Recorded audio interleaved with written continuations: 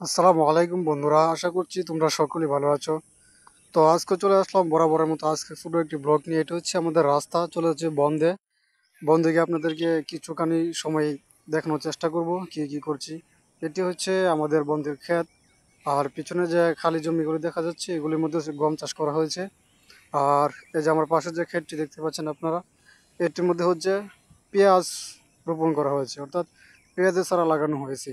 এই যে দেখতে পাচ্ছেন, খুবই কাছ থেকে যদি দেখানোর চেষ্টা করি, এটি হচ্ছে পেঁয়াজ। তো এখানে ধান ছিল, ধান কেটে ফেলছে, এখন আবার পেঁয়াজ। আর সাথে রয়েছে আমাদের ধান ক্ষেত। দেখতে পাচ্ছেন এটি হচ্ছে ধান ক্ষেত। ধান পেকে গেছে, সপ্তাহানি ভিতরেই কাটা হবে। আসলে গ্রামের দৃশ্যগুলি আমার কাছে অনেক ভালো লাগে।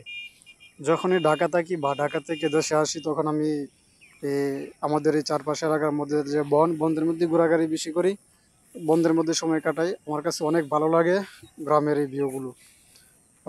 এটা হচ্ছে সেই পেঁয়াজ ক্ষেত।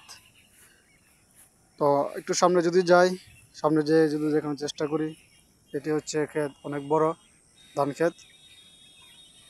এখন হচ্ছে বিকালবেলা, বিকালবেলার দৃশ্যটা আমার কাছে খুব ভালো লাগে। হালকা রোদ, একটু ছায়া, সব মিলে অনেক ভালো লাগে। আর দেখতে পাচ্ছেন এটি হচ্ছে ক্ষেত, এটি কেটে রেখে দিয়েছে শুকানোর জন্য। শুকানো শেষ হলে বাড়িতে নিয়ে যাবে, বাড়িতে নিয়ে এটাকে ধান এটা থেকে আলগা করে ফেলবে। তো বন্ধুরা, এই ছিল আজকের মতো ছোটোখাটো একটি ব্লগ। দেখা হবে অন্য আরেকটি ভিডিওতে। ততক্ষণ পর্যন্ত অবশ্যই ভালো থাকবেন এবং সুস্থ থাকবেন। আর অবশ্যই আমার এই ছোটো ব্লগটি যদি ভালো লেগে থাকে, অবশ্যই চ্যানেলটি সাবস্ক্রাইব করে আমার পাশে থাকবেন। ধন্যবাদ।